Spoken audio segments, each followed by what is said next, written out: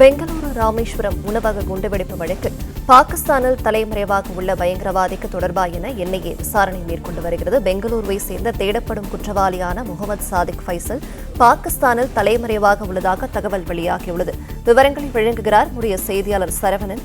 சரவணகுமார், வணக்கம். இது தொடர்பான கூடுதல் தகவல் என்ன சொல்லலாம்? பெங்களூரில் நடந்த ராமேஸ்வர உணவக குண்டுவெடிப்பு வழக்கு தொடர்பாக இன்று கோவையில 2 இடங்களிலும், ஆந்திரா உள்ளிட்ட இடங்களிலும் என்ஐஏ சோதனை நடத்துகிறது. இந்த சோதனையின் பின்னணி அல்லது இந்த சோதனையில் சிக்கியிருப்பவர்கள் யார் என்று பார்த்தோம் என்றால், 2012ஆம் ஆண்டு பெங்களூரு, ஹைதராபாத்ல லஷ்கர்-இ தொய்பா என்ற அமைப்பிற்கு ஆள் சேர்த்த வழக்குல ஏற்கனவே கைது செய்யப்பட்டு சிறையில் இருந்து வெளியில் வந்தவர்கள். கோவையில தங்கியிருந்த இந்த 2 மருத்துவர்களுமே பெங்களூரை சேர்ந்தவர்கள். தற்பொழுது அவர்கள் கோவையில தங்கியிருந்த நிலையில் தான் அங்க சோதனை நடத்தப்பட்டிருக்கிறது.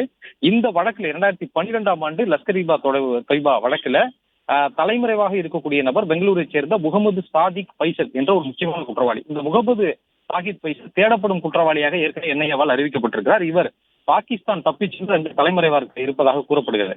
ஒரு பக்கம் ராமேஸ்வரம் உணவக வழக்கு தொடர்பாக ஏற்கனவே கைது செய்யப்பட்ட அந்த 3 பேரும் நடத்தப்பட்ட விசாரணையில இதனுடைய உத்தரவுகள் எல்லாம் வாட்ஸ்அப், இன்ஸ்டாகிராம் மூலமாக பயங்கரவாதிகளிடமிருந்து கொடுக்கப்பட்டிருக்கிறது. அது பாகிஸ்தானில் இருந்துதான் இந்த தாக்குதலுக்கான உத்தரவு பிறப்பிக்கப்பட்டிருக்கிறது என்பதையெல்லாம் கண்டுபிடித்திருக்கிறார். எனவே பாகிஸ்தானில் இருக்கக்கூடிய நபர் இந்த ஏற்கனவே தேடப்படக்கூடிய முகமது சாதிக் ஃபைசலாக இருக்கலாம் என்று என்ஐஏ சந்தேகிக்கிறது.